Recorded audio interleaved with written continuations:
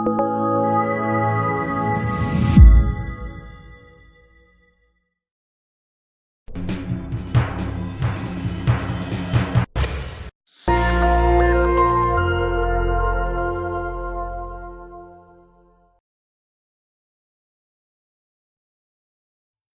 हम विशेषण के अन्य भेद, संख्यावाचक विशेषण और परिमाणवाचक विशेषण, इन दोनों को मैं साथ साथ इसलिए ले रही हूं क्योंकि दोनों में ही निश्चयवाचक और अनिश्चयवाचक का प्रयोग होता है। जैसे जो संख्यावाचक विशेषण है तो उस संख्यावाचक विशेषण में अनिश्चयवाचक विशेषण भी होगा और अनिश्चयवाचक और निश्चयवाचक दोनों ही होंगे। उसी तरीके से जो परिमाणवाचक है उसमें भी निश्चयवाचक होगा और अनिश्चयवाचक होगा। जैसे कि हम उदाहरण देख लें, पिताजी कुछ पुस्तकें लाए हैं, यह संख्यावाचक विशेषण है। कुछ पुस्तकें लाए हैं, क्या लाए हैं? जैसे मैंने कहा कि जिन शब्दों की जो विशेषता किसकी बताएगा? संज्ञा शब्दों की। पुस्तकें क्या है? संज्ञा है, जातिवाचक संज्ञा है। तो कुछ पुस्तकें लाए हैं, तो कुछ आपको बताया जा रहा है गिनती, पुस्तकें हम अलग अलग गिन सकते हैं, लेकिन यहां पर कुछ पुस्तकों की बात हो रही है तो ये संख्यावाचक का अनिश्चयवाचक होगा। तो अगर हम इसका पद परिचय करेंगे कुछ का, तो हम क्या लिखेंगे? कुछ, यहां पर हम लिखेंगे सबसे पहले लिखेंगे हम संख्यावाचक, क्योंकि यहां पर संख्यावाचक में, लेकिन ये कैसी संख्या है जो हमें नहीं मालूम है, तो इसलिए वो हो जाएगा अनिश्चयवाचक। अनिश्चयवाचक क्या हो गया? ये विशेषण बताया जा रहा है, तो ये संख्यावाचक में अनिश्चयवाचक हो गया। अब आगे क्या लिखेंगे? किसकी बात हो रही है? पुस्तकें, तो ये क्या होगा? कुछ पुस्तकें। ये भी, जब ये स्त्रीलिंग है तो ये भी स्त्रीलिंग होगा, तो स्त्रीलिंग लिखेंगे। और लाए हैं, क्योंकि कुछ है, एक से ज्यादा है, तो इसलिए यहां पर बहुवचन होगा। अब किसकी विशेषता बता रहा है? पुस्तकों की बता रहा है, तो उसी क्रम में हम इनको भी बताएंगे कि यह संख्यावाचक में अनिश्चयवाचक है, फिर स्त्रीलिंग है और ये बहुवचन है, और कि पुस्तकों की विशेषता बता रहा है। तो इस तरीके से इसका पद परिचय होगा। अब यहाँ पर एक और उदाहरण ले लेते हैं। हमने 5 पेड़ लगाए। कितने पेड़ लगाए? 5 पेड़। पेड़ क्या है? जातिवाचक संज्ञा है, तो इसकी यहाँ पर ये कितनी बता रहा है? 5। इसने गिनती बता दी। तो अब हम जब 5 का यहाँ पर हम पद परिचय करेंगे तो कैसे करेंगे? ये संख्यावाचक ये भी है, तो यहाँ पर भी हम लिखेंगे पहले संख्यावाचक, लेकिन संख्यावाचक में क्या होगा कि यहाँ पर निश्चयवाचक होगा। उसने निश्चय रूप से हमें बता दिया निश्चयवाचक कि यहाँ पर हमने कितने लगाए हैं पेड़? 5। तो 5 संख्या है, हम काउंट कर रहे हैं उनको, तो इसलिए यहाँ पर ये संख्यावाचक हुआ। अब क्या हुआ कि कितने लगाए कितने, तो क्या हुआ? ये पुल्लिंग हुए, पेड़ लगाए। ठीक है। अब वचन कौन सा हुआ? बहुवचन हुआ, क्योंकि एक से अधिक है तो इसलिए बहुवचन हुआ। किसकी विशेषता बता रहा है? पेड़ की विशेषता बता रहा है। तो इस तरीके से हमने वही क्रम रखना है कि पहले भेद बताना है, तो यह संख्यावाचक का निश्चयवाचक है। लिंग कौन सा है? पुल्लिंग है। वचन कौन सा है? बहुवचन है। किसकी विशेषता बता रहा है? पेड़ की।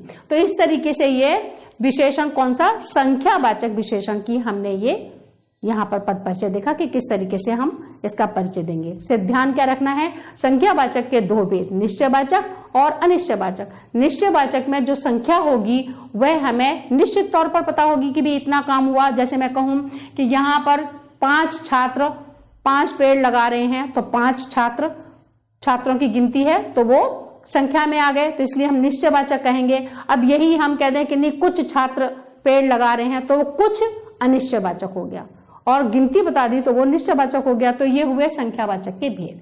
अब इसी में विशेषण का एक और भेद है परिमाणवाचक विशेषण। परिमाणवाचक विशेष में आप जैसे परिमाण से आपको पता लगा, नाप तौल का जहां पर चर्चा की जाती है वो परिमाण कहलाता है। चाहे वो नाप है, तौल है, लंबाई है, चौड़ाई है, जब हम उसकी बात करते हैं तो वो परिमाणवाचक के अंतर्गत आता है। मैंने एक वाक्य लिखा है, माता जी कुछ दूध लाई। अब कुछ दूध में वो गिलास भर के भी दूध हो सकता है, बाल्टी भर के भी हो सकता है। वेट की बात है, दूध को हम किस में नापेंगे? लीटर में उसको नापेंगे, नाप तौल की बात है। तो इसलिए ये जब हम इस कुछ का जब परिचय करेंगे तब हम क्या लिखेंगे? जैसे मान लीजिए हमने यहाँ पे लिखा ये कुछ, तो इसमें सबसे पहले हम क्या बताएंगे? परिमाण। हमें ये मालूम है कि यहाँ पर नाप तौल की बात हो रही है, इसलिए यहाँ पर परिमाणवाचक। परिमाणवाचक में क्या होगा? ये अनिश्चयवाचक। क्योंकि हमें निश्चय नहीं पता है कि कितनी बात हो रही है, इसलिए यहाँ पर निश्चय अनिश्चयवाचक आएगा। और फिर वही सब कुछ हमने लिखना है, किसकी विशेषता बता रहा है, दूध की विशेषता बता रहा है। कौन सा वचन होगा, यहाँ पर कुछ दूध लाई है। अब यहाँ पर माता जी हैं, कुछ दूध लाई है, दूध की हमें वो नहीं मालूम, तो दूध को हम एक ही उसमें प्रयोग करेंगे तो एक वचन होगा। दूध पुल्लिंग है तो इसलिए पुल्लिंग होगा। और यहाँ पर हमें किसकी विशेषता बतानी, जो चौथा पॉइंट लिखना है वो दूध की विशेषता बता रहा है। तो सबसे पहले हम बताएंगे परिमाणवाचक है, फिर हम बताएंगे परिमाणवाचक में ये अनिश्चयवाचक है, फिर लिंग बताएंगे कि ये पुल्लिंग है, और उसके बाद हम वचन बताएंगे कि एक वचन है, क्योंकि उसमें हम दूध को एक एक दो दो करके नहीं नाप सकते हैं, बता नहीं सकते। और फिर हमने ये बताना है कि ये दूध की विशेषता बता रहा है।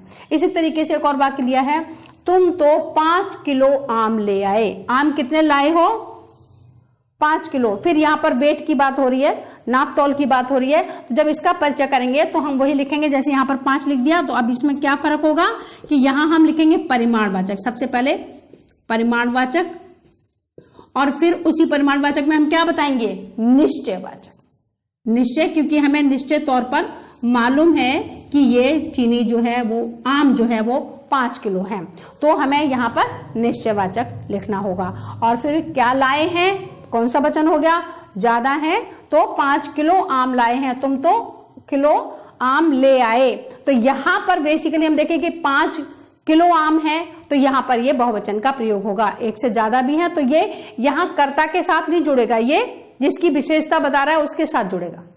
और फिर किसकी विशेषता बता रहा है, आम की विशेषता बता रहा है। तो वही बातें हमने लिखनी है, परिमाणवाचक है, उसमें निश्चयवाचक है, पुल्लिंग है, और क्या है कि ये किसकी विशेषता बता रहा है, आम की विशेषता बता रहा है।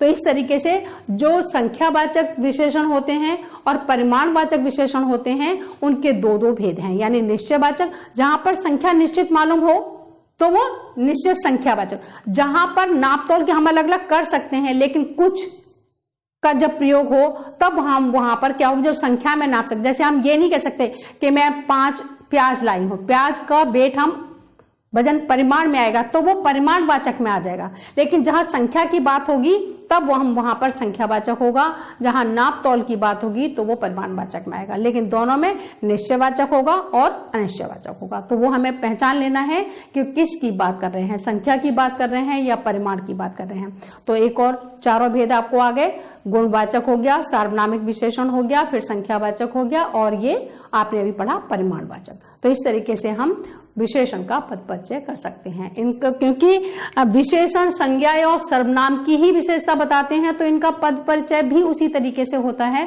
जिस तरीके से संज्ञा और सर्वनाम का होता है। आप ध्यान रखिए, पढ़िए और उन्हें समझिए।